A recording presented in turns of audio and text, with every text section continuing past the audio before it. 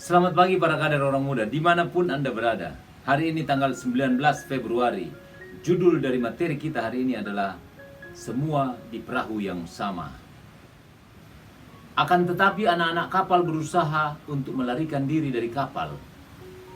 Paulus berkata kepada perwira dan prajurit-prajuritnya, "Jika mereka tidak tinggal di kapal, kamu tidak mungkin selamat." Dari Kisah Para Rasul bab 27 ayat 30 sampai 31. Para kader yang saya cintai, kualitas yang paling dibutuhkan oleh anggota tim di tengah tekanan masalah adalah kolaborasi. Menjadi tim yang berkolaborasi membutuhkan perubahan di 4 area ini. Coba perhatikan satu persatu. Yang pertama, persepsi. Saling melengkapi satu sama lain dan bukan bersaing satu sama lain. Yang kedua, sikap. Saling mendukunglah dan jangan saling curiga sesama anggota tim. Kalau Anda mempercayai orang lain, Anda akan memperlakukan mereka dengan lebih baik. Dan Anda berdua akan menciptakan hubungan yang kolaboratif. Yang ketiga, fokus.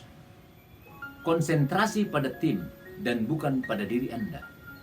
Penulis Covet Roberts mengatakan, kemajuan sejati di semua bidang adalah lomba estafet dan bukan satu lomba saja.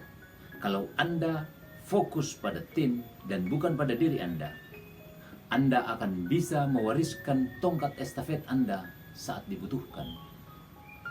Keempat, hasil. Ciptakan kemenangan besar lewat multiplikasi.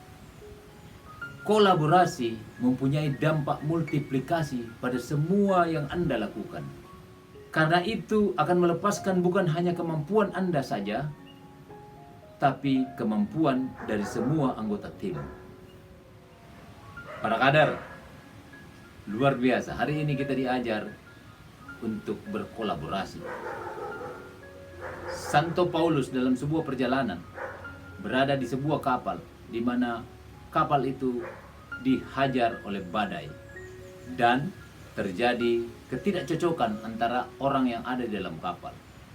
Paulus mengingatkan, bagaimanapun kita berada dalam satu perahu dan siapapun yang ada dalam perahu ini perlu bersatu, berkolaborasi. Dan hari ini kita diajarkan salah satu kekuatan dari tim yang utama dan sangat dibutuhkan adalah kolaborasi. Kolaborasi menyelamatkan kita dari tekanan masalah. Semua anggota tim membutuhkan ini. Tetapi agar kolaborasi terjadi, kita perlu melihat 4 area ini. Mari kita lihat satu persatu. Persepsi, tadi kita diingatkan untuk punya persepsi yang benar. Melihat semua orang dalam perahu itu, dalam kapal itu, dalam organisasi kita adalah kolaborator. Siapapun dia, kita tidak bisa berbuat apa-apa kalau kita terus melihat anggota tim yang lain sebagai kompetitor, sebagai pesaing kita. Kita baru bisa mendapatkan energi yang besar untuk menang, untuk mencapai cita-cita. Ketika semua anggota dalam tim, dalam organisasi kita jadikan sebagai kolaborator. Yang kedua, sikap. Ketika kita mempercayai teman kita, teman dalam organisasi, teman dalam kelompok, atau juga di kantor, atau di tempat kerja kita, dimanapun, kalau kita percaya sama mereka, kita akan memperlakukan mereka dengan lebih baik. Dan kita akan berjalan bersama-sama dengan dia dan menciptakan hubungan yang kolaboratif. Ingat, kolaboratif. Yang ketiga, fokus. Konsentrasilah pada tim, bukan pada diri kita. Ketika fokus kita pada tim, kita akan terus memandang semua orang adalah bagian dari kita. Tadi ada contoh, seorang penulis mengatakan, kemajuan sejati dalam semua bidang adalah sebuah lomba estafet. Lari estafet di mana kita terus bergantian. Dan bukan hanya satu lomba saja. Banyak lomba estafet.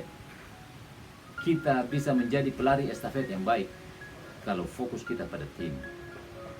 kita akan tahu kapan tongkat estafet yang kita pegang kita serahkan ke generasi berikutnya pada saat yang dibutuhkan. Yang keempat, hasil. Hati-hati, kita baru bisa mendapatkan hasil yang luar biasa dan tergandakan dengan baik kalau kita bersama-sama. Kolaborasi mempunyai dampak multiplikasi. Para kader, Anda tentu akan menjadi pemimpin yang baik. Dan karena itu akan berusaha belajar dan berlatih lebih baik. Pertanyaan kita hari ini, bagaimana Anda bisa disebut sebagai anggota tim yang baik? Bagaimana cara Anda bertumbuh? Selamat belajar dan berlatih untuk terus bertumbuh menjadi orang-orang yang kolaboratif. Tuhan memberkati kita semua. Amin.